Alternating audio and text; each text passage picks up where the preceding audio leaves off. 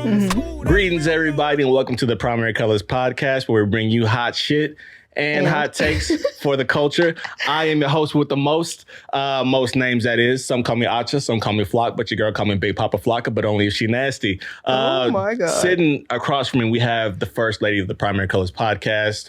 Y'all may know her as Tion, but recently she's been dubbed as Freaky T, according to Trayvon. Oh my God. Whoa. What's going on, T? How you living, bro? You good? Hello. Yeah, I'm great. I'm feeling good. All right, cool, man. It's been a minute. Yeah, it's been a long year. time. Damn near almost a year. How you been? What's new with you? Man, I've started therapy again recently, which is really nice, beautiful. The dopest thing about it has like reinstilled confidence in me that I know how I feel. And so that has been like the most liberating thing in my life right now. So I like that. That's good, man. That's good. All right. And man, we have a very special guest in the building, man. I wake up to seeing these affirmations every day on Instagram. I guess he's the owner, the creator of Express Yourself Black Man. Creator, the founder. Curator. Exactly. All that shit, man. Kizzle. How you living, bro? I'm good, bro. It's nice to be here. Hey, man, I'm happy to have you here, bro. Like, absolutely. Honestly, man, like I stumbled across your page on Instagram probably, maybe it was like 6 or 7 months ago. Okay. And what did you see?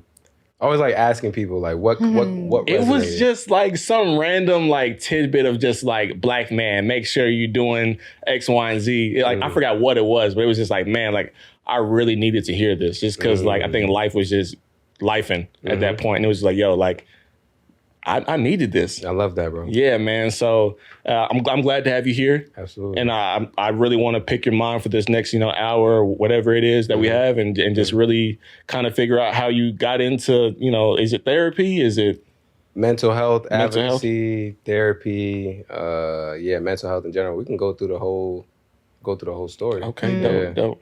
So I saw you're like what, 25, 26? 26 now, yeah. 26, recently, right? Yep. Just Happy birthday. Happy belated, man. Thank you. I appreciate it. So like how did you get into like mental health at such like a young age? Because I feel like I'm 28 now and I didn't really see it was necessary to even focus on until like recently. Right. So like I guess what I'm trying to ask is like, at such a young age, like how did you feel like this was a path you needed to really take? Yeah. I think like with all things in life, we stumble into it at some point in time. For me, people didn't really talk about mental health growing up. We talked about my background a little bit. I have a African dad and a Trinidadian mom. Right. My dad is Ghanaian, my mom is Trinidadian. So we didn't really talk about mental health growing up. But for me, what ended up happening was I got into a relationship really young, at the age of 14. And then I wanted to make sure that relationship lasted. So I did whatever I felt like I needed to like make my partner happy. And that also led to me going to college with her, right? So she was dorming. She was making a decision to dorm in Delaware. And I was like, you know what? I don't want our relationship to not last because of us doing long distance. So I'm going to go to Delaware with you. And we're going to go to college together. Damn. Yeah, I made that decision at a young age. I remember telling my parents, and they were like, listen. And this was at 18? This was like, 17, actually. 17, okay. I went to college at 17. I started college at 17. So I remember thinking to myself, like, this is the right move. I love this. I love this girl. We're going to make this work, right? We got into college, and when you get into college, you start growing. Everybody starts growing. Yeah, shit gets different. People start changing. Yeah. And we just started growing apart in the sense that I was very insecure, very controlling as an individual, and it started weighing on the relationship a lot. And she had her flaws as well, but I'm just going to talk about specifically me, what I was doing. And so eventually that relationship failed. And because I used that relationship as a crutch for like my identity, because I didn't know who I was outside of that relationship, it led to a depression, like a real deep depression. I didn't even know I was depressed. I didn't even know what depression was until that happened, right? And so I got to the point, I always tell people, like, I got to the point where I was like, yo, I don't want to be here anymore. Like, my thought process was, if God came down right now and he was in front of me and he was like, do you want to go? as in like, do you want me to take you up with me? I'd have been like, yo, yes. Wow. Like, there was no hesitation. At 17? Not at 17, I was 19 at the time. 19, okay. Yeah, I was 19 at the time. And because it was right after my breakup, I felt like life just wasn't the same and it wouldn't ever be the same and that it was no point. And so that was the mindset that I had. And I knew that I didn't always think that way, but I was so deep in my depression at that point that I felt like that was the only solution. And so eventually I got to the point where I realized like I had to do something. And I wish people talked to me about therapy at that time because I would have tried, maybe. I would like to think I would try.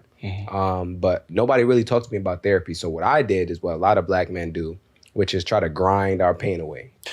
You know what I'm saying? Like I tried to hustle my pain away. I started to like put my mind into a bunch of different things and start all of these different projects. And it helped because it did take my mind off of what I was experiencing. And I did learn a lot of different stuff. I learned graphic design. I learned website design.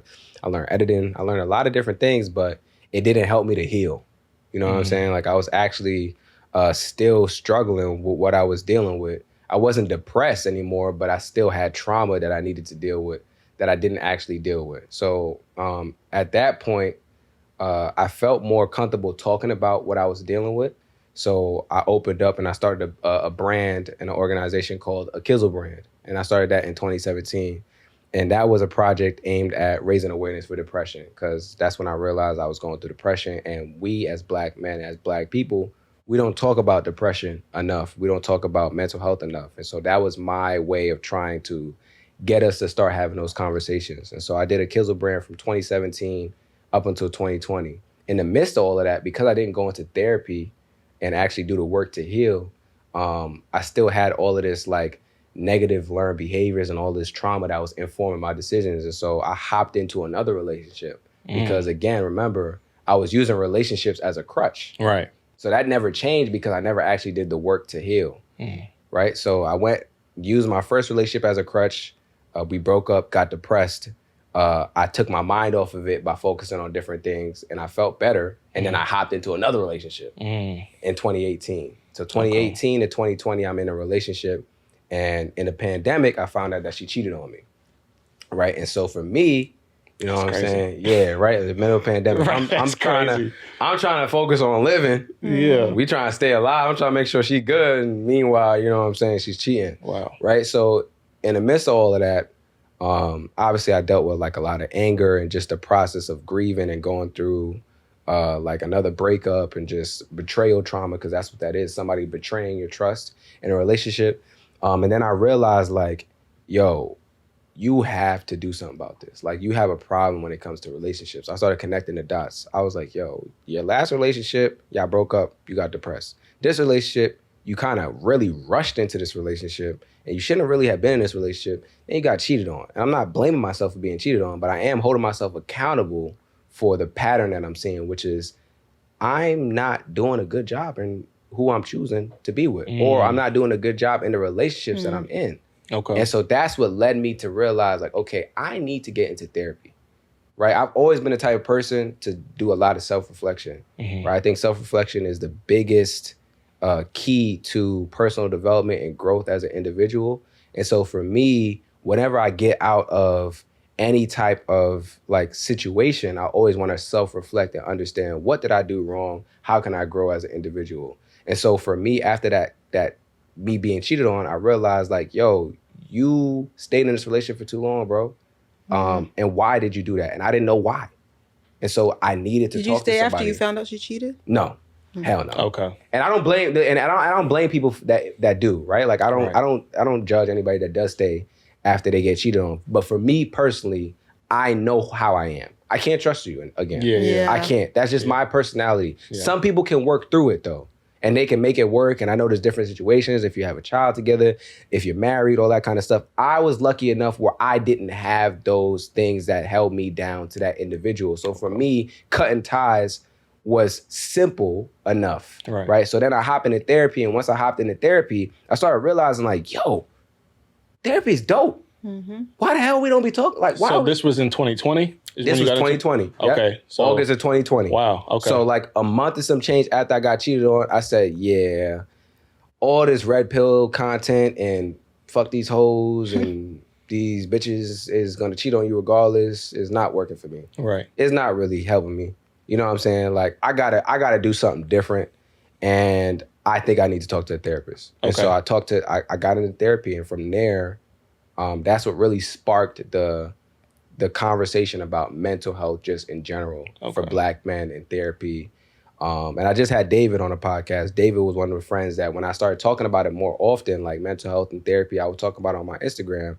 He would really like tell me, bro, you should start a podcast and you should talk about this more. Yeah. So he's the one that really planted the seed for me to start Express Yourself Black Man. That's how it was born, from conversations with David and from me realizing like as Black men, we really don't be expressing ourselves, bro. Yeah, like we think we are, but we not. Right. Really not. Right. So it started with the pod first, then the Instagram page came after. Yeah. Got you. Okay. That's dope. And phenomenal name. Yeah. Yep. Because that for me, it was like, this is what we need to do.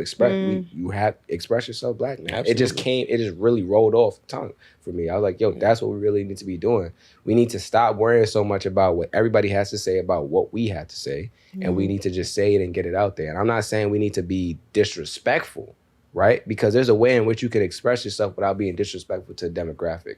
I would never encourage that. Whenever I say express yourself, I always mean healthily. Yeah. And what I mean by healthily is like making sure that your expression isn't detrimental or harmful to somebody else or to yourself. And I think that's where we get caught up is we think that as long as we express ourselves, it don't matter. And we have mics and platforms and now we can just say whatever the hell we want to say. Right. You know what I'm saying? It's like, nah, bro. You know what I'm saying? You have a responsibility to express yourself in a way where people can understand you, but they're also not offended by how you say what you say, and they're not feeling disrespected. Yeah, that's one thing I had to learn myself. After I started this whole, mental health journey, I definitely had to, look at myself and see, maybe I'm not doing this the best way. Because I have been told I've been like a very polarizing person. Some people like respect the fact that I don't, hold my tongue, and then others do get offended. Yeah. So, And that's the thing, though. We learn, bro. We learn. Because for me personally, right, like, this is not how I am naturally. I'm a very, like, for lack of better words, I'll say demonstrative, like, expressive person. Like, when I talk, exactly. You know what I'm saying? Like, very passionate. Yeah, I'm very passionate. Yeah. To the point where it's like, people will be like, bro, why are you yelling? And I'm like, bro, I'm not. Right. You know what I'm saying? I'm just passionate about what I'm talking about, right? But when I got on a platform and I'm making these videos and I'm posting a 60-second clip and you're getting into a conversation that I started and I was like at this tone when I first started, but now I'm like passionate and I'm yelling. You're cooking, right? You feel what I'm saying? People are like, bro, you're yelling at me. Yeah. I can't receive this the way that you want it to be received because I feel like you're yelling at me. And now this is triggering me because this reminds me of when I talk to my parents and they yell, and it's not the best way for you to create content to help other people. So for me at that point, I had to make a decision. Do I want to continue to yell and call it passion, or do I want to reach as many people as I want to, right? As I possibly can. And if I want to really reach people, I have to change the approach that I take. It doesn't mean that I'm being inauthentic. It just means that in order to reach a wider majority of people, I have to cater to the way that they want to be spoken to. You get what I'm saying? Okay. So it's not like we all go through it. I had to go through it. I had months where people were in my comments like, bro, why are you talking to me like this? I'm like, bro, I'm passionate. You know what I'm saying? Yeah, I feel you. But I had to realize, like, yes, there's a way in which you can be passionate, but also speak to people in a way in which they feel heard, seen, and understood. And that's something that we all go through, especially as men, because we're coming into understanding how to express ourselves. Right. Right? Like, this is not something that we were raised doing. All right. We're not really well versed in it. So, of course, it's going to come out not the best way. But the thing about it, though, is we have to be receptive enough to the feedback that we get. I think sometimes we could be so hard-headed, like, nah, bro, this is just how I am, and this is logic over feelings, and you just need to get over it. Like, all right, bro. Yeah. You hard-headed. You know what I'm saying? You're closed-minded. That's a person that you cannot grow when you are that way. You have to be willing to listen to what other people are saying. And it doesn't mean that you have to do what they're telling you, but it just means you have to be receptive enough for the conversation to happen. Right. Okay. You just got to be receptive enough for a conversation to happen. Yeah. I feel that. That's real. And that's real. Yeah. I feel like I did a long. That's what we're looking for. Yeah, absolutely. Okay. I do want to ask. I want to get into a topic about love amongst men. I think in the podcast space specifically, we talk about a lot about love and relationships, but I don't necessarily see this angle that I'm trying to tackle right here is love between men. That's not romantic love, just straight friendship, platonic love. Yeah. I talked to someone recently that said that for the most part, men learn love from women, and that it would be very helpful and advantageous for men to love each other. But I'm reading this book by Bell Hooks, and the way that men are socialized, sometimes they don't necessarily know how to go about loving. And so I want to talk about that. Yeah. Do men know how to love? And what does that look like? What does healthy love among men look like? You know, it's so interesting that you're asking this question because I just did a podcast with my friends and I told them I love them. You know what I'm saying? I told them I love them. I've been saying it a lot more to them, and I'm getting more comfortable with that. Yeah. But if you asked me 6 months ago, a year ago, you know what I'm saying? Like, I probably am not in the space that I'm in today. And it's just because like we're growing, we're figuring out, we're understanding how to better love our friends as men. Because to be honest, we live in a society where like loving another man as a straight, heterosexual, cis, whatever man you want, whatever you want to call it, right? It can be daunting for us because it's like we don't want to be associated with being gay. Yeah. Or it's less masculine. or less masculine, right?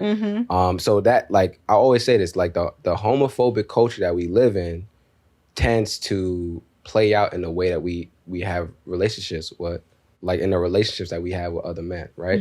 So like we will try and make sure that whatever we do is not positioned as gay, right? Like that's a real thing. No, that's real. There's a lot of guys that whenever they say something, they double check in their head, was that gay? You know what I'm saying? Like that's a real thing. And I know we joke a lot about it, but I have to realize like, where's that coming from? Like, why do I have to check if what I'm saying is gay? If you're not even a gay man. If I'm not even gay. Why is that of your concern? Do you get the social programming that's there? Yeah. I can't tell you I love you because the first thing I'm gonna think after is, nigga, you gay? I mean, even with that, like, you know, like I tell like the homies, like, I love you, man. I love you, bro. Like I have to make sure to add that. You know what I'm saying? Yeah, I'm so glad you said that, bro. Because I made an affirmation. I said, black man, I love you. I didn't put the bro or the man in it. I put it in Safe Haven, right? And for the people that don't know, Safe Haven is the holistic healing platform that we have, right? Where we connect black men with resources like therapy. We also have like support groups in there. We do bi-weekly support groups. We do community forums. We do that. We have meditation that we're doing as well weekly on Monday, Wednesdays. So in Safe Haven, that's where they get, you were talking about the affirmations. The Safe Haven members, they get the affirmations first, right? And so I put the affirmation in there, black man, I love you. And one of the Safe Haven members, he was like, bro, I'm so glad you didn't put the bro or the man in there because it just hits different. Yeah. If I tell you I love you versus saying I love you, bro, it's different. It is different. Yeah. That's why we add the bro. It is different. The bro is like the diet. You know what I'm saying? It's like a diet Sprite versus you actually getting the real Sprite. You know what I'm saying? Right. You add the bro in there to make sure it's not as gay. For lack of better words. No, you're right. You know what I'm saying? So I'm getting to the point where it's like, to answer your question, I'm still figuring that out. What it means to have a friendship with men where y'all really do love each other and y'all are able to express that without feeling uncomfortable. Like I'm literally learning in real time. That's why I said like 6 months ago to a year ago, if you asked me that, I'd be like, I don't really know, bro. I think I've been reading a lot and I'm not a man, I mean, obviously, but I think I'm starting to understand how crucial male on male love is. It's important, yeah. Mm-hmm. It's crucial. Yeah. It's real. Yeah. And then when we want to scale it back to the Black community, and I think on the first episode that I've ever had on this podcast, I said about 70 to 75% of Black children are raised in single parent households, and most of those are women for the most part. Single, the parent is a woman. And a lot of us are missing that love from a man. And the first love from a man usually comes from our father. Yeah. And then we seek that in one way or another, and that manifests in many ways. Yeah. And the thing is too, right? So I grew up with my pops. And I've always known my pops loved me, right? But at the same time, that didn't stop me from seeking validation from other men. Yeah. Right? And seeking the love and support and camaraderie. Yes. Why though? Other men. Why? Just because, like, for me, I think I'll just speak on me personally. I never grew up with a bigger brother. Okay. Right? And my pops he's Ghanaian. He's immigrated to the United States. There's certain things that he just doesn't understand. Like, not that he doesn't understand, but he just can't speak to about American culture. Okay. Right? I got you. There's certain things that he hasn't experienced because he had a different upbringing than me. Right. I can't really go to him for everything, especially as a young man growing up. There's just certain things that you don't really want to talk to your pops about. I'd rather talk to somebody my age. Yeah. I'd rather talk to somebody that's a little bit older than me. I'd rather have an older sibling or a mentor-like figure that I could talk to. And so I feel like, yes, the father relationship is very, very, very important. But it's also about like the community that we have around each other and the people that we associate ourselves with and the relationships that we build with those people as well, which is very important because regardless of what any man says, most men are seeking validation from other men. And it doesn't need to be father. And right? I want to add, add, everybody is. Mm-hmm. Yeah, we all are. We all do, right? Because that's the way in which we are able to be accepted in society. Love from men is important. Yes, it is. It is very important. But I think I don't think we look at it as love. I think we think of it as respect. Yeah. You know what I'm saying? Like it's more masculine to say that. Respect is I like respect that nigga. You love him. I gotta make sure that motherfucker respect me. Yeah. You know what I'm saying? I gotta make sure he respect. If you don't respect me, there's a problem. It's like, but nah, bro. What you're really saying is you looking for his validation and his love in a sense. Like you want to be accepted by him. Yeah. And it's okay for that to be the case. Yeah. You know what I'm saying? So I'm trying to get to a point where I can acknowledge that and just be cool with that and comfortable with that. Because I think when you're comfortable with that, you move differently in the relationships that you have with other men. Yeah. Right? Like I stopped looking at you as a threat and being so annoyed by the things that you say or frustrated if you say a certain thing when I know what I'm looking for in a relationship with you. I can communicate with you differently because I understand my needs and what I'm looking for differently. Right, like I'm looking at our relationship a lot different. So yeah, man. I think personally, like I think a lot of men are figuring out what that means. Yeah. But what I did in the podcast is I made sure I gave all of my friends like their flowers, and I just told them how much they mean to me and the role that they played in my life. And I think that's a real good place to start. It's like, yo, just straight up conversation. Yo, bro, you mean a lot to me. I'm appreciative of you because of so, X, Y, and Z. Yes. And I see you for who you are. And like having that conversation, like I told both of my bros, I was like, yo, bro, y'all got real good hearts. Like y'all are good, like y'all are genuinely good people, right? Like I don't think men hear that. Okay, so you know what I'm saying? Yeah. I see where like you're going with this, but somebody like me who's not very what's up? I guess tapped into that side. Yeah, like that would be uncomfortable for you. I'm still learning. Like I'm still having to unlearn what I have learned in the past about being so cut off and uptight. Yeah. And learning to be more vulnerable and expressive. Like I guess how do you get to that point and like where do you start? Yeah, no, you're absolutely right. Right. Like, and I'm not saying you got to start there. Right, because obviously I've done that sounds like a lot of work. Yeah, I've done a lot of work to get to this point, right?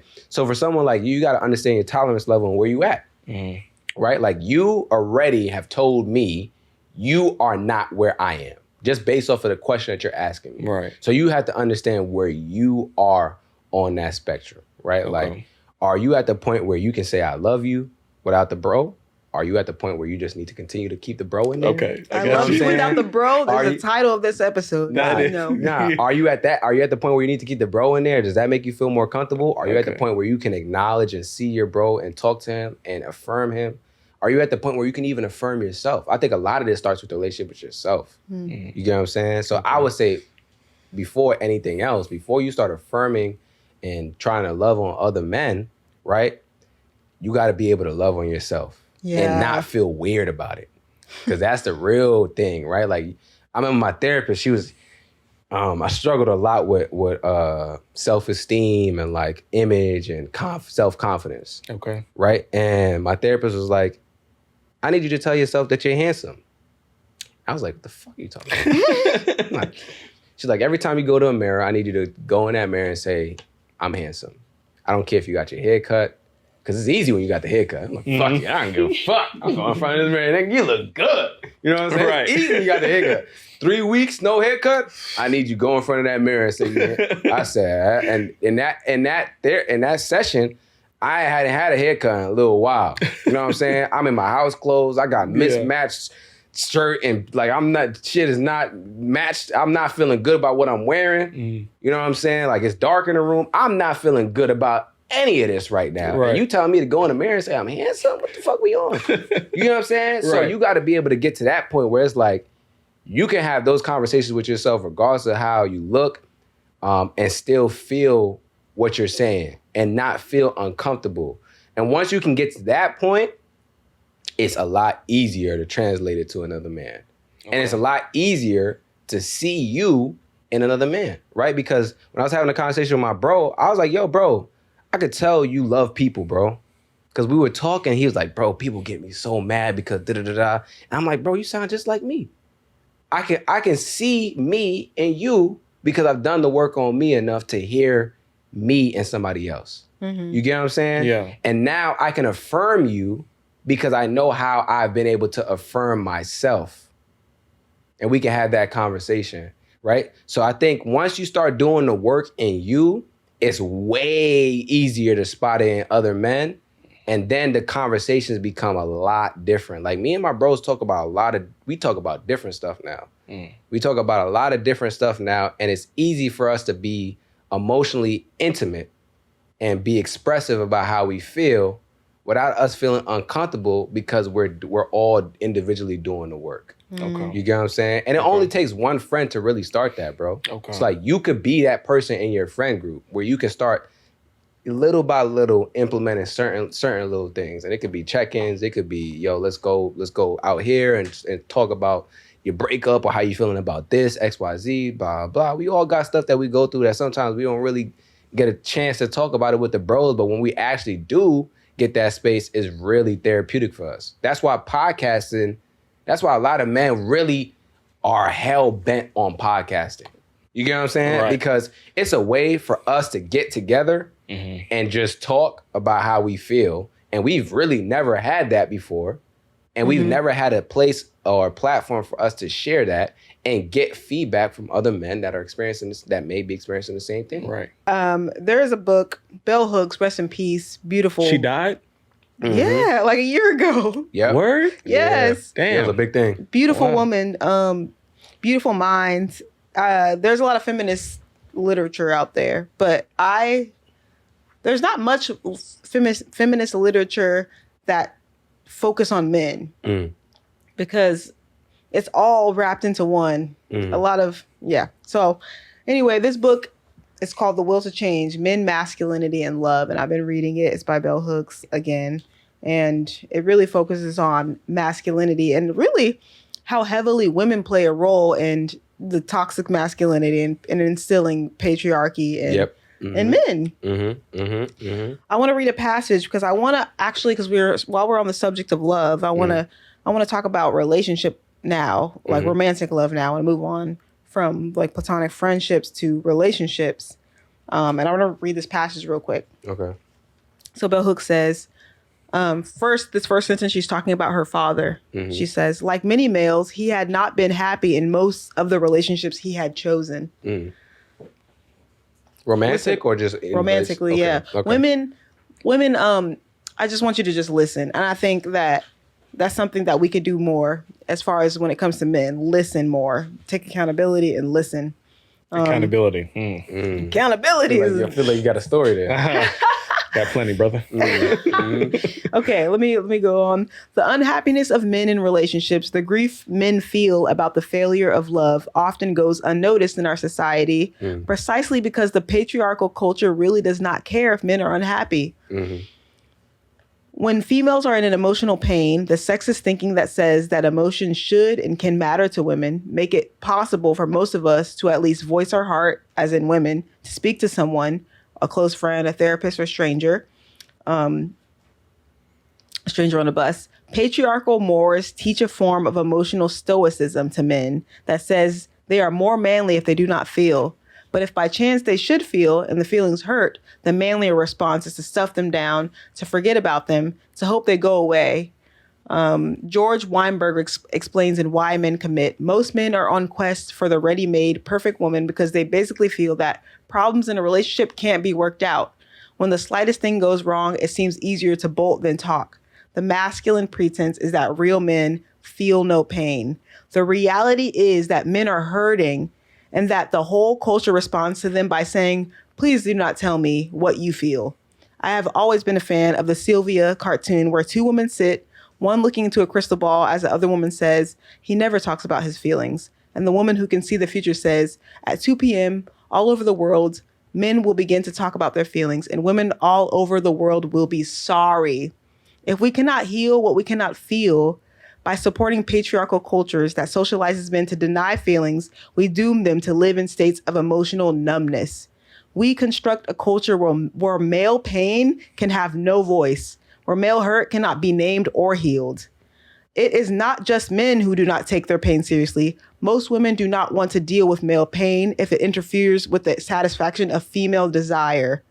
When feminist movements led to men's liberations, including male exploration of feelings, some women mocked male emotional expression with the same disgust and contempt as sexist men.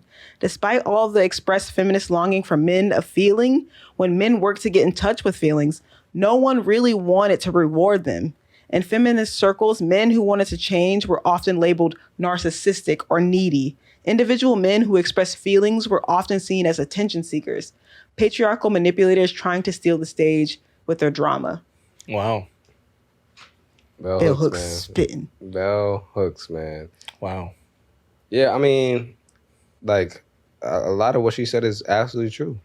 One thing I want to touch on is the fact that I feel like there are a lot of women that say they want men to open up, but when men do open up, they get turned off, one, or they are not comfortable with it if, like what Bell Hooks says, it interferes with their livelihood or their desires or whatever the case may be. So it's like, open up, but open up under these circumstances. As long as it benefits what I believe. Not even as long as it benefits what I'm going through, as long as it doesn't interfere with me and what I have going on in my life. And it's like, bro, like we can't look at male vulnerability in that lens. Yeah. I think we try to look at it from a provider lens, which is like, well, you're supposed to be providing, so you can be vulnerable. Shut up and provide type shit. You can be vulnerable, but nigga, make sure you get your shit done. Yeah. Because I don't give a fuck. Yeah. And it's like, it's real. Hey now. I got some shit I'm going through, bro. I don't know if I'm gonna be able to provide in the same way that I've been providing. Now, are you gonna look at me as less of a man because of that? Probably so. You get what I'm saying? And so now, when I'm having conversations with men, I'm like, yo, bro, you gotta open up. A guy that's going through that in a relationship is gonna look at me like, bro, what the fuck you talking about? How am I gonna open up when I try to open up and they telling me, you gotta still do what I need you to do. You gotta still provide. I need you to do this. Yeah. So how am I gonna open up? I can't open up right now. I have to still provide. I have to wear the provider hat.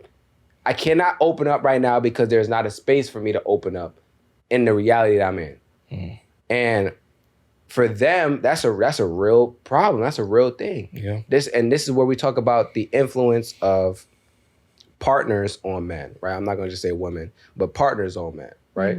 The person that you get with is very, very important, bro. Very important. If they don't business choice. Yo, not even a business choice, because business is just one aspect of life.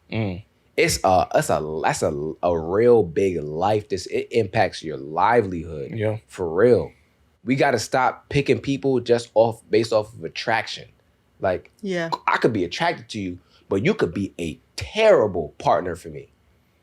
Somebody talked about compatibility when it comes to partners, where it's like, I can't remember exactly what they said, but they were saying how compatibility is like, we could be compatible right now, maybe, but in the future, we may not be compatible. And what is that going to look like? You know what I'm saying? So for me personally, when it comes to picking a partner and love and those decisions, we have to, as men, stop, and I'm going to be very honest, we got to stop thinking with our dick. I saw that on your page, actually, something about sexual discipline. Yeah, I talk about sexual discipline a lot because I feel like we need that, and that's an answer to a lot of things. I know some people don't agree with it. I don't give a damn, because my personal opinion is that a lot of us will make better decisions if we did have sexual discipline. I have a question for you. Mm-hmm. So when it comes to men loving in romantic relationships, what would be, do you think, in your opinion, be the steps, like some of the first steps in men learning how to love? How to love? Yes. Well, I'm always going to start with self. Like we already talked about that, right? Like self. How do you love yourself? Yeah. You get what I'm saying? Most men don't even have an answer for that. Yeah. That's where you start. If I ask you, how do you love yourself? And you look at me like, nigga, what? Yeah. That means you got to start there. See, that's completely like opposite of what I would do. Like, which is what? Pour into somebody. That's. I'm so glad that's what I do, you bro. Said that, bro. Man, like if I want to show somebody I love them, bro, I'm gonna pour into you, and I hope you pour into me too. Yeah, you see, this is the thing, right? Yeah, this is where we mess up, right? Because we think the answer is external. We think the answer is give them what I'm hoping they give me. But no, the answer is reverse. Yeah. Right? I don't know how to love you if I don't know how to love me, in my opinion. Not everybody agrees with that, but this, again, it's my opinion. Right. I don't know how to love you if I don't know how to love me. That's why I start with self. How do you take care and love yourself? If you don't have an answer for that, yes, you can pour into other people. I get it. But at the end of the day, you're always going to kind of be shooting in the dark because you don't really know. Damn. And on top of that, in the relationship that you're in, you don't even really know how you want to receive love because you don't know what that looks like for you. Yeah. You have an idea based on how you give it out to other people, but you've never really given it to yourself to know what you want versus what you've only received. You get what I'm saying? Okay. Like, if I've only received love in relationships, I only know how somebody else has loved me.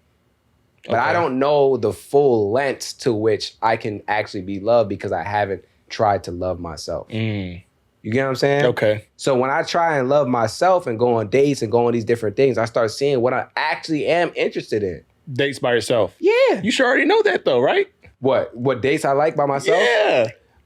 You've lived with yourself for 20 plus years. Okay, that's what you think, bro. Right? I get it. I get what you're saying. Yeah. But a lot of men have never been on a date by themselves, bro. Wow. A lot of men have only gone on a date with other people. Okay. You only know what a date means in the context of being on a date with somebody else. Okay. I see what you're saying. Damn, that's crazy. A lot of men have A lot of men have never actually been taken on a date themselves. I do this shit by myself all the time. Go to the movies, get some good food, maybe go shopping. Yeah, that's you though. Yeah. I'm gonna tell you, I'm gonna use myself as an example, right? For me personally, I remember my therapist like, you should go on a date by yourself. I said, what the fuck are you talking about? Right, yeah. I said, why are you telling me to go on a date by myself? If this is what I'm paying you for? Right. Like, but I really was like, bro, what are you talking about? She's like, go on a date by yourself. I had to start thinking to myself, like, bro, I have actually never in my 20-something plus years of life been on a date by myself. That is actually wild. Yeah. And when you think about it, bro, that is how we are socialized. Like, yo, bro, go court somebody, take them on a date, do everything that you hope and wish somebody would actually do to you, to them, and then don't expect them to do it back to you because you're the man and you're supposed to provide and make sure that they're happy and they're loved. How sad is that? You get what I'm saying? We're taught to abandon ourselves. Yeah. You get that's literally what we're taught. We're taught like, yo, bro, provide for everybody else, make sure everybody else is taken care of, go court somebody and hope that they love you. So I guess, do you not think that like men are the ones who are supposed to do the chasing? No. That's not even what I'm saying. Mm-hmm. I'm just saying what ends up happening, right? Is when we approach relationships and dating in that lens, we get into a relationship and we don't know what we want. We don't even know what it means to actually feel the love that we want because we've never given it to ourselves. Okay. Right? So in some relationships, it ends up working out right because it's like, all right, you find someone and they figure it out and you guys work on it together. But I think the better approach is, yes, court somebody, but court yourself. Okay. Learn what you actually like, learn what you're interested in, learn what your love language is.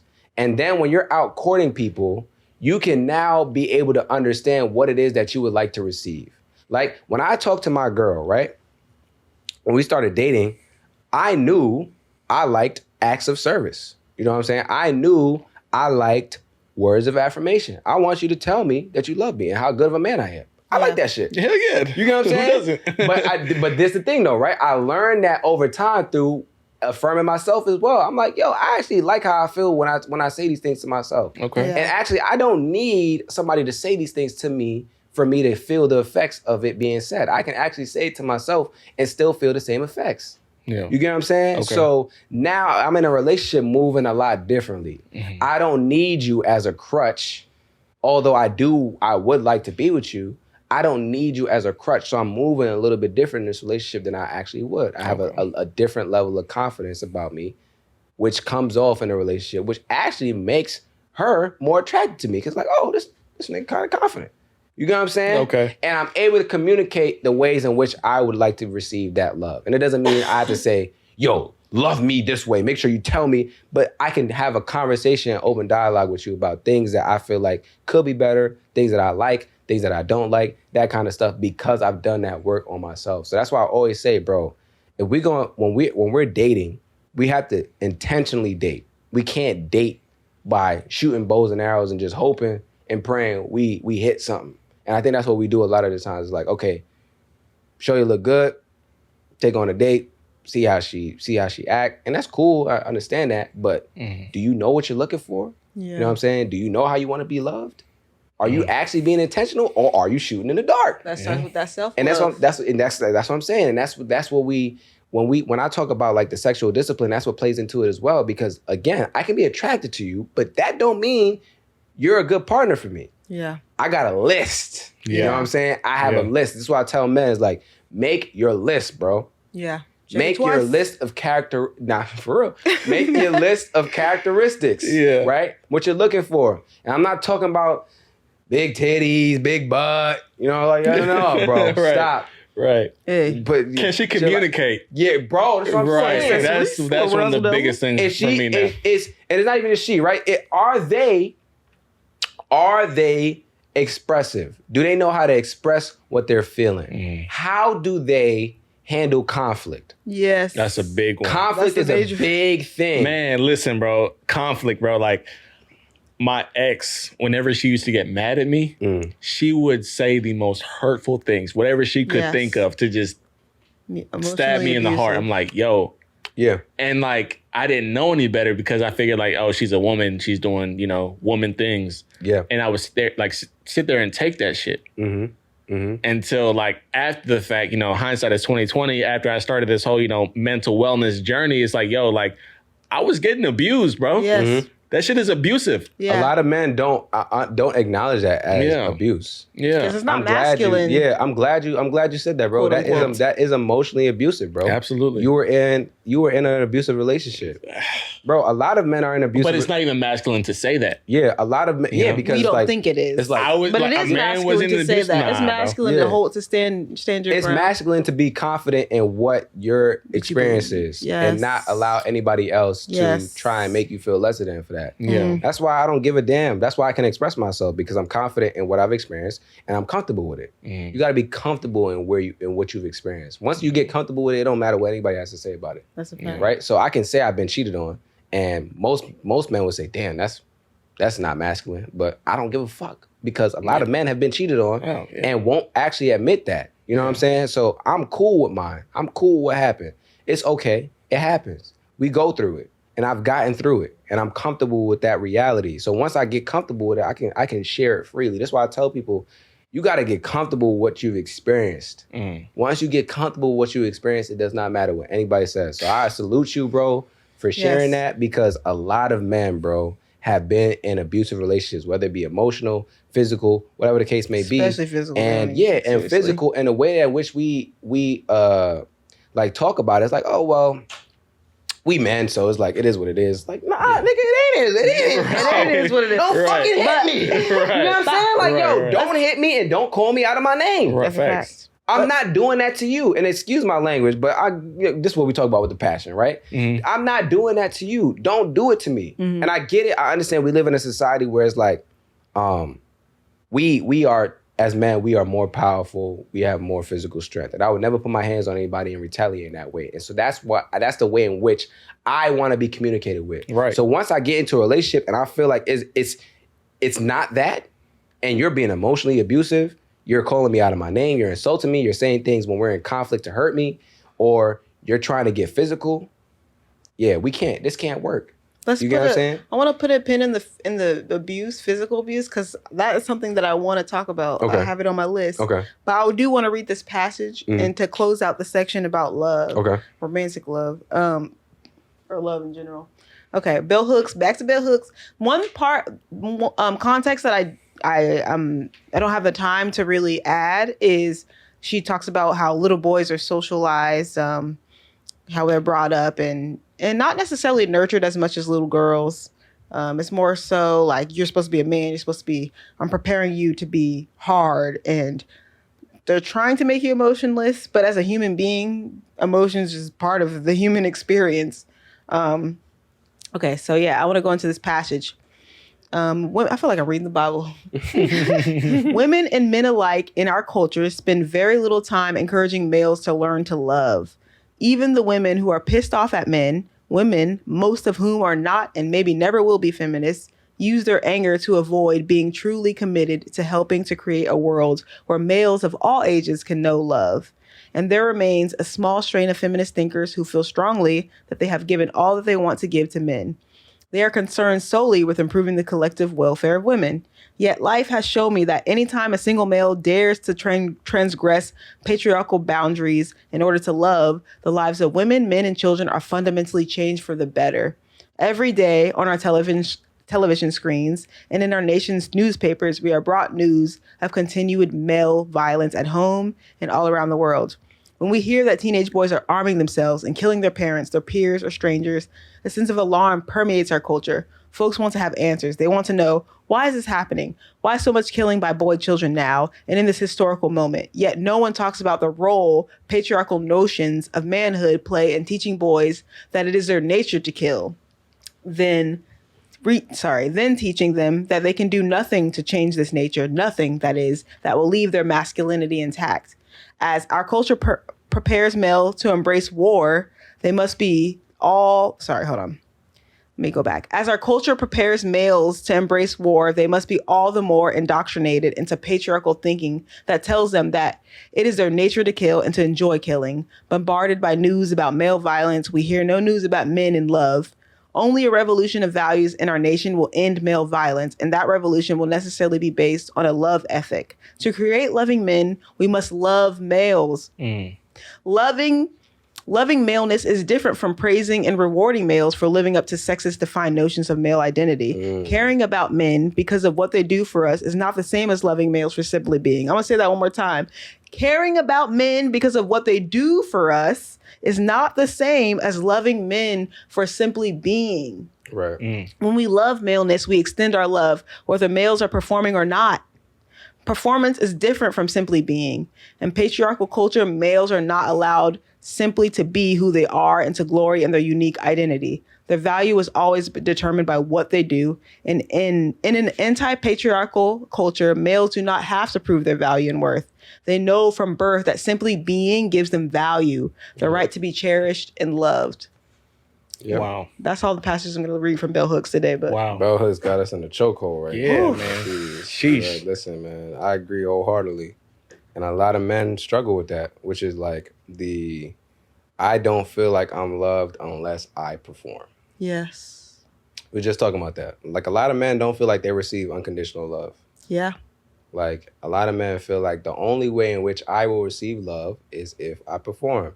And if I don't perform, I will be discarded. Which is why it's hard for me to open up about not being able to perform, because my acceptance and validation and love from society comes from my ability to perform. Yeah. So how the hell am I going to now open up and be vulnerable and tell you that I'm having a hard time with life and that's affecting the way I perform if I feel like that's going to interfere with my livelihood and me being able to receive love, which we all know is a core need. You get what I'm saying? So Yes. That's the struggle that we have as men when it comes to expressing, when it comes to being seen, when it comes to being understood.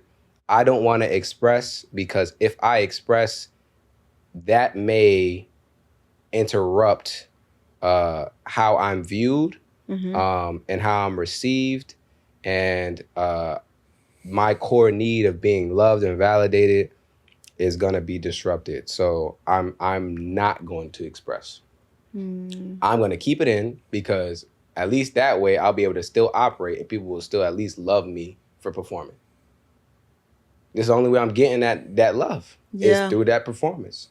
So I have no choice but to continue to perform. Yeah. And not even do I not have any choice, but at the same time, like, people have made it known that they love me because of my performance. Yeah. So it's like, yo, I'm going to make sure that whatever I do, I'm gonna be able to perform. So if that means I gotta shove down these feelings, guess what? Shoving these shits down. Yeah. You know what I'm saying? Like, Man. I'm shoving them down because the way I feel, right? Like, this is not me personally, but I'm saying, like, as a man in the situation, the way that man feels is, I have to do this. I must perform. People only receive me when I perform. There are so many men that have never been seen just for who they are. It's for what they do. Yes. It's for what they do. Oh, that's my husband. He working here. He always makes sure that the food is always provided on the table. That's why I love him so much. You telling him you love him because he provides. And I get it. Like, I get it. I understand. But outside of what he does for you, why do you love him? Yeah. If you ask me why I love my girl, I'm not going to name what she does for me. Right. You get what I'm saying? I'm going to name characteristics of her personality. Right. Who she is. She's when I talk about my girl, I say, yo, she's a really good person. I be seeing it, yeah. You get what I'm saying? Like, she's really a a good, I say this all the time, she's really a good person. That has nothing to do with what she does for me. I named some things that she does do for me. Don't get me wrong. But at the end of the day, I love her not because of how she performs for me or in the relationship. I love her for the person that she actually is. I see her for that person. Right? But I think a lot of times when it comes to the way in which we love men for what they actually do. Yeah. And it's hard to make that distinction because I feel like we've been socialized that that's the way in which we should love people. At least when it comes to men. You love a man because a man makes sure that he does this, and this, and your life will be easier. Yeah. It's like, all right, damn, nigga. Fuck. There's nothing to do with the fundamental You know what I'm person that saying? they are. So now you making an employee of your household. It's like, you know what I'm saying? I love you because you are my best employee. What happens when I need to take a couple days off or a couple weeks off? You don't love me no more now. Wow.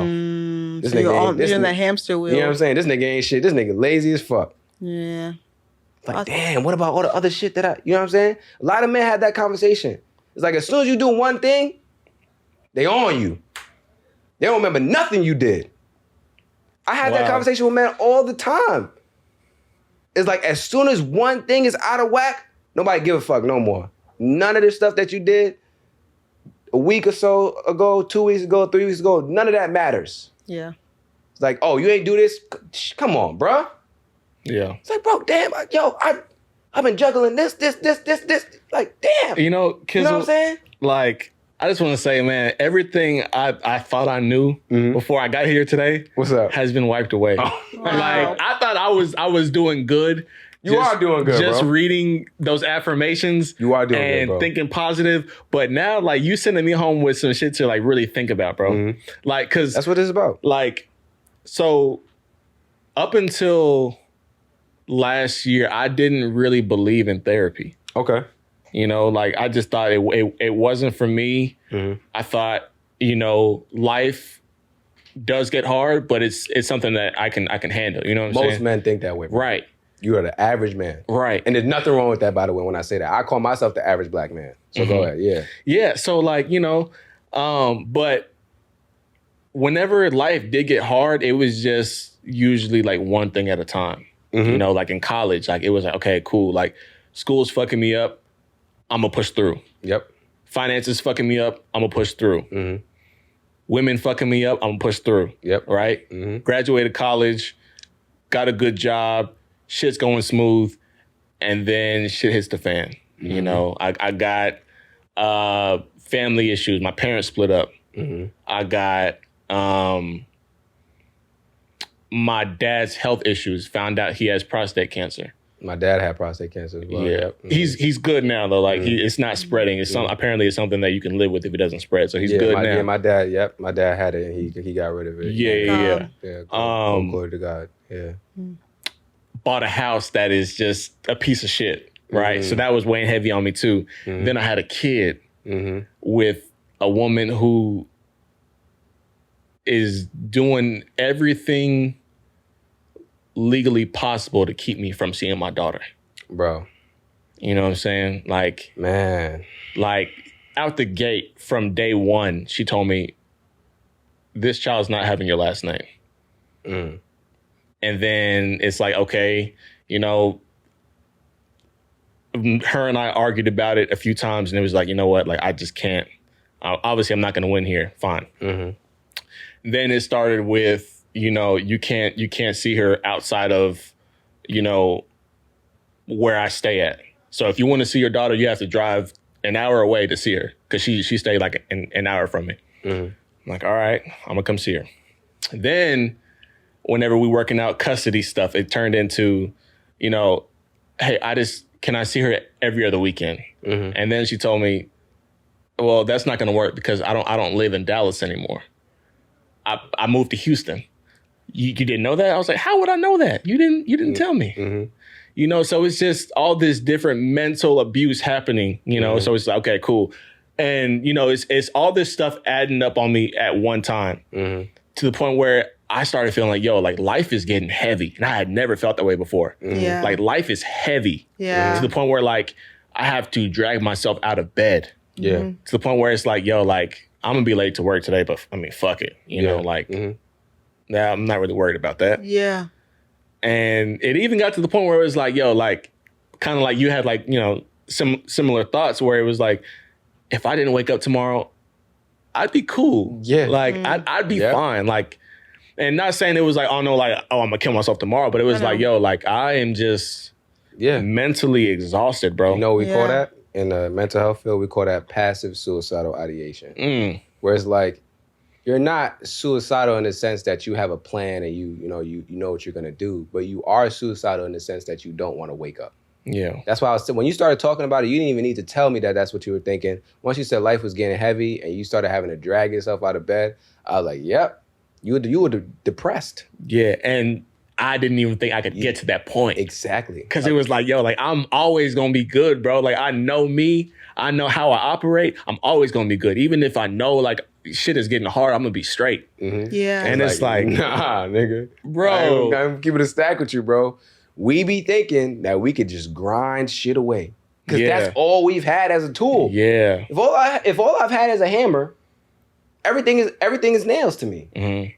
Until I meet some shit that I can't hammer. And then I'm like, damn, what the fuck do I do with this? Yeah. And all I got is a hammer. So now it's like I'm stuck. And that's what we get. And that's how I felt, stuck. Like, yo, like, no matter how much I do, no matter how much I stay focused, no matter how much I'm just, trying to stay positive, like, I feel stuck where I'm at. And I can't dig myself out of this hole. So you feel like you're still there? No. No. At that time. I'm in a way better place now. Okay. But it's, it took a lot. And I still have those days where it's like, damn, like. Yeah. It's not, bro. What you're going through is not easy, bro. It's not. Bro, I have a lot. I've had not a lot, but I've had a fair amount of conversations with men where their baby moms is withholding the child, using the child as a bargaining chip. I just had a conversation with my girl about this. It's so now it's not crazy that we're talking about this. It's just interesting how the universe aligns. I was just talking to my girl about this. I was telling her, I was like, "Yo, one thing I would like, please, God forbid we ever get into any type of thing." And we have a child together, do not withhold that child from me, bro. And I will do whatever I have to do to be in my child's bro. life. Like, you think somebody to where it's like, yo, like, they wouldn't do that. Yeah. They wouldn't do that. And then they do it. The baby comes and it's like, yo, like, this is a different person. Yeah. You know? Mm-hmm. And I feel for you so bad, bro, because, like, I can only imagine what that's like, bro. I don't think there's some men that are cool with being deadbeats. But I don't think the average black man wants to be a deadbeat. No. You get what I'm saying? No. I think the average black man really wants to be in their child's life. But I think sometimes what ends up happening is in your situation is like, bro, I may have to choose me at this point. You get what I'm saying? And that's where I'm at now. I have to choose my peace. Yeah. Because if she doesn't want me to see my child, what real avenues do men have in this society? Right. If the mother of the child doesn't want the man to see the child, what real avenues does a man have? But then they can turn around and paint you as that deadbeat because, exactly. He's not coming around. Y'all like, see, bro, he's not seeing his kid. You don't want me around. Yeah. You get what I'm saying? You don't want me around. And and with all the knowledge that I have in the mental health space, all the people that I've talked to, bro, I'm not going to lie to you. I could see myself in your position, and I'm not going to sit here and be on a high horse and say, I could never get to a point where I'm not labeled as a deadbeat, because if I had to choose between my peace and trying to fight to see my child and fight my child's mother, and that putting me in a state of depression to the point where I'm having passive suicidal ideation, I'm the best decision in that case is for me to choose my peace. You get what I'm saying? Yeah. And I think when we have these conversations, we don't think to the nuance and the complexities of these things. If you, in a perfect world, a perfect co-parenting world, you're able to see your child when you want to see your child, there's no issues. You get what I'm saying? But you're dealing with a lot of extra stuff layered on top of it. You know what I'm saying? And you don't have a real avenue. So I'm going to say this, and I'll probably put this up as a clip. If people have any resources for men that have issues when it comes to custody of their child, they haven't done anything wrong, they're just dealing with a partner that really is making it extremely difficult for them to see their child. If you have any resources, please list them, please share them, please DM them. Man. You get what I'm saying? Because I think most people don't have resources. Right. Yeah. So in that case, don't call that father a deadbeat. Yeah. That father is not a deadbeat. Yeah. He just doesn't have the resources, and he cannot continue to fight a system that's stacked against him. Yes. You get what I'm saying? Like, bro, the system is stacked against men Yeah. when it comes to that situation. Most men are not going to get the benefit of the doubt when it comes to custody battles with the mother, especially if the mother is considered sane and is considered responsible enough to take care of the child. Yeah. You're not going to win that battle, bro. Yeah. You're just not. Yeah. You get what I'm saying? It's tough, bro. So Right. listen, all power to you. I'm wishing you the best, bro. And I'm going to see what I can do with the community and reach out to people and stuff as well, because normally I have a response. Normally I'm like, yeah, bro, I got to hook you up with this, bro. Right, I don't got nothing. That's a problem. Yeah, man. You get what I'm saying? That's really a problem. Yeah. And I couldn't imagine being in that situation where I can't see my child because somebody's using my child as a chip. Yeah. You know what, though? For like the longest time, I was blaming myself for it. Because it's and like, I can see that. Yeah. You know, like you posted stuff about, sexual discipline. Like, I knew better. you know, and it's but like, you can't, but here's, it was all self-inflicted. Like, I knew better than to do that, you know, like I knew what I was getting into, and I still did it anyway. I let my parents down. I let myself down. I let my peers down. You know what I'm saying? Like, I'm the first one, like, out of my friend group to have like a baby mama. You know what I'm saying? Like, and like they see what I'm dealing with, and it's like they can't really offer support because nobody else has been through it, right? Yeah. And first of all, bro, before we even continue the conversation, I just want to applaud you on your vulnerability because it's not easy to talk about these things, bro. It's the first time I've talked about it, like between just like I respect that, bro, because it's really not easy to have these conversations. But one thing I do want to add, bro, is it's difficult making content that speaks to everybody in everybody's situation, right? I'm having a conversation with you now, so we can talk about it, right? When I talk about sexual discipline, right, what I mean is people that's out here just wilding. It's like, bro, you having sex with everybody. It's like, bro, you just don't even give a damn. Right. You just out here going crazy. Sometimes sexual discipline ain't really the answer, because I could tell you to have sexual discipline, but if you trust the person that you're having sex with and you feel like they wouldn't do that to you, it doesn't matter if you had sexual discipline or not. You could have had sexual discipline and a mistake happened anyway. You get what I'm saying? Right. So sexual discipline in that sense doesn't really apply to you because you were with somebody that you trusted. If that was the case, if you trusted them in that way, I'm assuming that that's what the case was. Yeah. You get what I'm saying? So it's not for you to beat yourself up now that they've changed and the situation is different and you didn't expect it to be that way. It's not for you to beat yourself up now. Right now is not the time for you to be beating yourself up. Right now is the time for you to acknowledge where you are and try and see if you can work towards a solution that works best for you and hopefully your child. You get what I'm saying? Right. But at the end of the day, you really do have to prioritize yourself, because you can't be in a space where you are having passive suicidal ideation. You get what I'm saying? No, we can't go back there, bro. Yeah. So for me, bro, I want to add that because I don't want you sitting here beating yourself up like, damn, maybe if I didn't have sex and da-da-da, blah, blah. Like, nah, bro. Nah. You love your daughter? Absolutely. You get what I'm saying? Like, that's a blessing, bro. Absolutely. You get what I'm saying? She's great. Even if you, let's say you did have sex with her, you wouldn't have one of the biggest blessings in your life. Right. You get what I'm saying? So, content has to be taken with nuance. There's nuances to every situation. Your situation isn't a situation that I'm talking about in that. So, like, some of these men out here, they really will justify any type of sexual behavior. And them, I'm saying, yo, bro, you're wilding.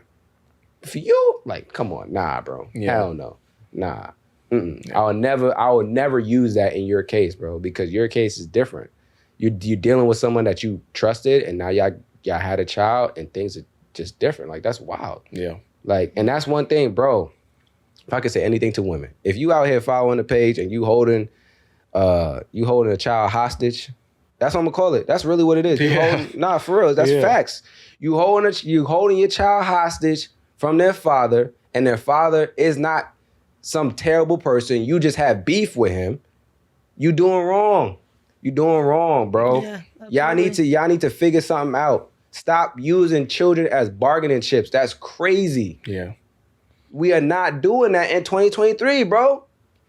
You're doing a disservice to your child's mental health. Exactly. And what's going to end up happening is you think you're going to have all this time with this child. Children are stupid, bro. Yeah. They're going to grow up and they're going to realize you was on some fuck shit. Mm-hmm. And then they're going to hate you. I'm proud to tell her, bro. And there's going to be a lot of resentment. You setting yourself up to not have a relationship with your child, bro. Mm-hmm. You're setting yourself to do the same thing that you're trying to do to the father. Mm-hmm. That don't make sense.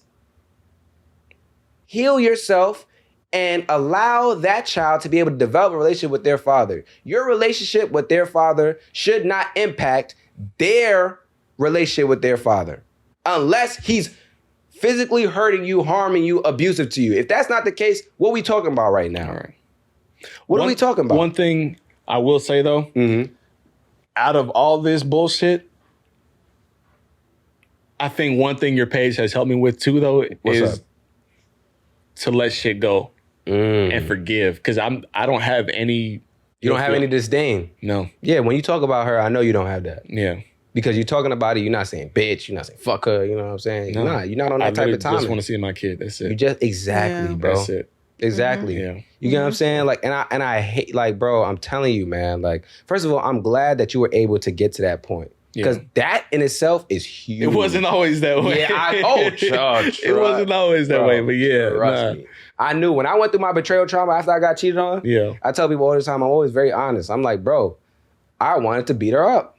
That's real. That's how I really felt. It's a natural emotion. I wasn't going to act on that. Yeah. So when I say that, and I'm not condoning any type of domestic violence, physical harm in a relationship, I'm just being honest about the anger that I felt, so people don't feel like they're crazy for feeling that way. Because I kind of felt crazy, like, yo, bro, you really want to beat this woman? Like, yo, I was like, yes, that's how I felt. I really felt so angry to the point where I was like, yo, bro, I want to beat her up. I wasn't going to do that, and we weren't in the same situation. We weren't there, but that's how I felt. I was that enraged. And I had to go through the process of grieving and going through like that like healing process after going through that trauma. You know what I'm saying? So like, bro, trust. I know where I can. I don't know where it started, but I can pretty much I got a gist of where it probably started, bro. Yeah. You know what I'm saying? So I know like you had to go through the grief, you had to go through the anger, you had to go through just the acceptance, and then like getting to the point where you're like, all right, you know what? I forgive. Yeah. So for you to be here, that's huge, bro. That's huge. I'm really gonna be praying for you, bro. I appreciate you, brother. Before we wrap up, I do have like one more question for you. What's up? So what are some signs you can see to where you can notice like, hey, this black man needs help? And what are the steps you can advise him to take on getting that help? Him or the people around him? Or both?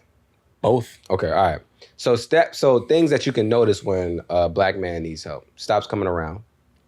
That was one of the, that's a big sign. Stops coming around. Yeah. Like, I haven't seen so-and-so in a while. If you saying that, you need to check in on so-and-so. Yeah. For real. If you haven't seen them in a while and you used to seeing them, you need to check in on them. When you see them, weight gain or weight loss, like an extreme amount.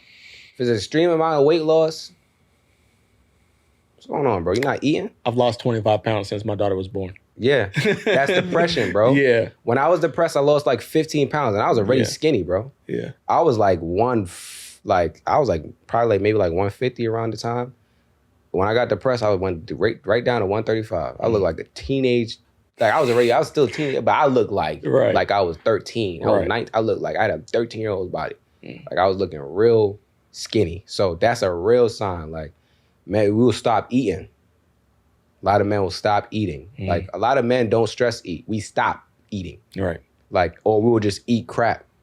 And it's not allowing us to sustain our body weight. So that's another sign, like changes in body weight, fluctuation, that kind of thing. If you're in their home, how does their home look? If it's stuff all over the place.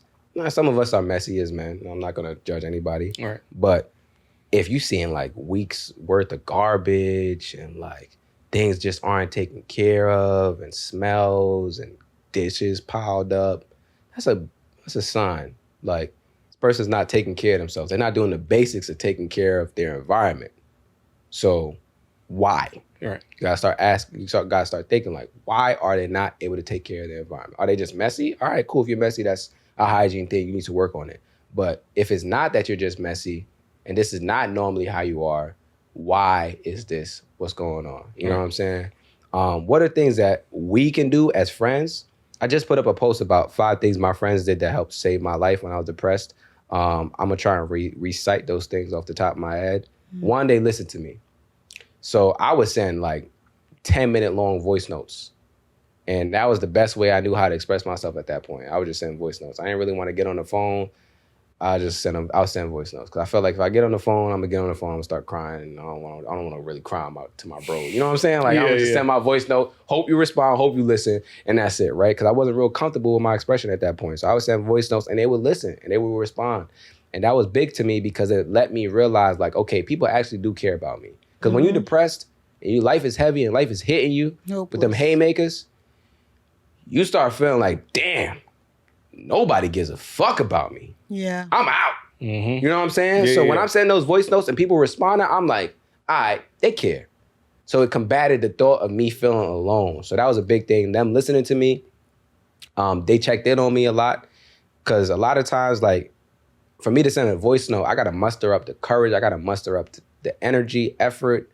I got to be in the right mood to talk. You know what I'm saying? So them giving me a space when they checked in on me was big because it allowed me to have to get rid of some of those barriers to my expression just because they gave me that opportunity when they would check in on me. So checking in on me was big. Also not judging me when I would talk about stuff. So when I talked about a lot of the stuff I was going through, even though I was talking about a breakup, and most of the times, like at that age, like most people were saying, nigga, you crying over, you upset over a breakup, nigga, go get some pussy. You know what I'm saying? Like that's normally what the response would be, right? Yeah. But they didn't judge me in that way. They didn't make that the response. They just validated how I felt and tried to talk through helping me. So that was big. And I didn't realize how big that was until now because a lot of people don't have friends like that that's not going to judge. A lot of people have friends that's going to judge and say, bro, just go get some pussy. You wildin'. You crying over a shorty? Like, what's wrong with you, bro? Like, get it together. And that's not helpful because what's going to end up happening is now he's like, you know what? I can't come into these dudes and open up to them about this. So I'm going to internalize it even more. That's a big problem, right? So them opening up the space by checking in, but also not judging me was huge. And then also them opening up as well. So like when I talked about my stuff, they will open up and talk about their stuff. So now it's again combating the idea that I'm alone because I have a group of friends, people around me that's telling me like, yo, bro, I've experienced what you're experiencing, or I know and can relate to what you're experiencing. Right. This is why I always tell people on the page, the motto is to lead with vulnerability. When I share what I'm dealing with, it allows you to feel seen because you now see me dealing with the same thing you're dealing with. Right. And then when you share, it allows me to feel seen because now I see you dealing with the same thing that I'm dealing with. That's why I call it leading with vulnerability, because if you have to lead with it first in order for other people to receive that and then share their own. So that's a big thing, bro. And it allows us as men to not feel as alone and allows us to create like a support group and a network around us. And I think the last thing that I put on there, I said they listened to me, they checked in on me, they opened up to me, they didn't judge me. I can't remember what the last thing was. Those are 4. Yeah, we'll leave it at those 4. If I remember the last one, I'll come back to it. But I think in terms of what the person can do for themselves is, I would say tap in with resources that can help you. So Safe Haven is a huge resource. We connect people with Black therapists. We connect Black men with Black therapists. We also, like I said, we have those morning meditations. We have the support groups that's actually led. We have support group sessions that are led by a therapist. And then we also have community forums that are led by a Safe Haven moderator. So we have one of those, either a community forum or support group session. We have one of those a week on Tuesday. At 7 or 8 p.m. So that's a huge resource. We also have the healing library. So all the content that you see on the platform that we post, all of that is in Safe Haven. It's all searchable and it can be easily found. So if you're looking for something that's related to depression, attachment styles, relationships, whatever the case may be, that's all in Safe Haven. And it can be found. And we also have like webinars. We're going to have like meditations that you can follow along on your own, like guided meditations, all that kind of stuff. So Safe Haven is a huge, huge resource. That's linked in the Express Yourself Black Man page. And then outside of resources, like three things that really helped me when I was going through my depression was journaling. I journaled a lot, right? So like I would just either like those 10-minute voice notes were kind of like a voice journal, audio journal. It was kind of like me audio journaling. And that was the way I got out what I was dealing with. So journaling was helpful. And you don't have to journal like just through writing. Like audio journaling is a thing. You can journal through like digital apps. That's a thing. You can journal through video journaling. So like podcasts are almost a form of video journaling. Yeah. It's kind of the same thing, right? That's why podcasts are really therapeutic. Journaling is extremely therapeutic. They call it expressive writing, right? And there's literally research on that's actually therapeutic and can help people when they're going through depression. Another thing is meditation. So like a lot of us deal with anxiety. A lot of us deal with overthinking, a lot of different like racing thoughts as Black men and just Black people in general. So meditation has been a huge practice for me, and that's why I offer it inside of Safe Haven. So we have wellness experts that come in, meditation teachers that actually come in Monday, Wednesdays, and teach meditation at 10 a.m. So they actually teach it and hold a meditation session at 10 a.m. So that's a huge thing that I also recommend. And then the last thing that I would say, outside of journaling, outside of meditation, I would say talking. Like, if you can find somebody that you can talk to, that you feel comfortable venting and expressing yourself to, that's huge, right? Because now you have someone that's living proof that they actually care, and you can also receive feedback. Now, you need to, use your discretion if you're not talking to a professional, because sometimes people can give some, you know what I'm saying? They ain't giving the best feedback, right? Right. But that's up to the person and what they're dealing with to use that discretion. So I would definitely say those three things. So journaling, meditation, and then talking to someone. And the beauty about two of those things is that you can do those individually, right? Mm-hmm. You don't actually need a support group to do those things, right? Journaling and meditation, you can do that by yourself. And then, like, if you want, and if you have people around you that you actually do trust, like, having a support group of people that you can share with is important, which is why in Safe Haven as well, we have that support group. So we got over 200 Black men in there. Once you put a post up, you're going to get a response from, like, a moderator or somebody that can relate to what you're dealing with or offer you some type of insight and support. And that's what we need as Black men, bro. Right. We can't just be keeping everything inside and not sharing what we're dealing with. And when we do share, we need sane, insightful advice, right? Or feedback, right? Like, we don't need somebody telling us to go have sex and you'll be good. Like, that can't be the solution to everything. So definitely those three things, man. And what I listed from friends, like, I think those are huge. Like, friends have to be able to check in on each other, listen to each other, and create those spaces where we as men feel comfortable opening up, and don't feel crazy for how we feel, or don't feel like we're being judged or ridiculed for what we're going through. So, yeah, man. Man, listen, I'm going back to Texas with a whole new mindset from this. I love it, bro. Look, I haven't been to therapy yet, but this was as close to therapy as I can get, and I feel you feel lighter. I feel new. Yeah. You know what I'm saying? That's what it's about, bro. Like, this is what I'm talking about. Like, when we start having these conversations and we start opening up and actually sharing, we start realizing how human we actually are, how human everybody else is. And it gives us an avenue to really be able to heal, bro. Yeah. And this is what therapy is. Like, this is not therapy, right? It's therapeutic, right? But when I have conversations with my therapist, right, this is what we do, right? Like, this is what I talk. I tell her what happened. I take notes about things that really made me emotional or invoked an emotional response in me. And then we talk through why I had that response, what happened, why I responded the way I responded after, what I can do moving forward, and we also tie it back to past trauma and things of that nature, and talk through that trauma and things that I could do to heal. So listen, bro, whatever I could do to help, let me know. I appreciate you, brother. Safe Haven is open to you. I can figure out ways in which we can help you. If you can't afford the monthly price or whatever the case may be, we could talk about that offline. But however I can help you, bro. So let me know that resource is open to you, bro. I want to do whatever I can to help you. And anybody that may be listening, if you're listening to the podcast and you want to tap in, send a DM. I could probably give you a code. However you want to work it out, bro. We could figure something out, bro. Because the goal is to always help as many people. Money and profit that's cool. Those are tools. But at the end of the day, this is a resource to help people. And if people want the resource and they can't access it at the price point, like, that's nothing. That's flexible. All right. You know what I'm saying? Thank you so much.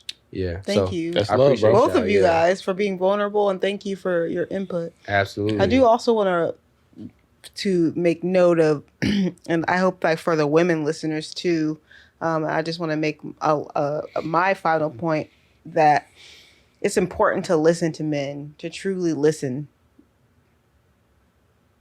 That's it. That's the first step. Listen. Start there. That's it. Create a space, right, where he can feel comfortable. Yeah. Sharing, right? And I get this question a lot from women. How do I get my man to open up? How do I get him to open up? You got to create a space, man. And I won't put it all on women. Sometimes we're not there yet. Yeah. But you got to be able to create a space. You got to ask open-ended questions where he has to think through things. And you have to not judge. Like, that is huge. One of the things I tell them that I hear from men all the time, that say they'll never open up again is, when I opened up, they used it against me. Bro, yes. that's one of the biggest things I creates hear. fear. Yeah. Once a man says that his vulnerability has been weaponized, Yep.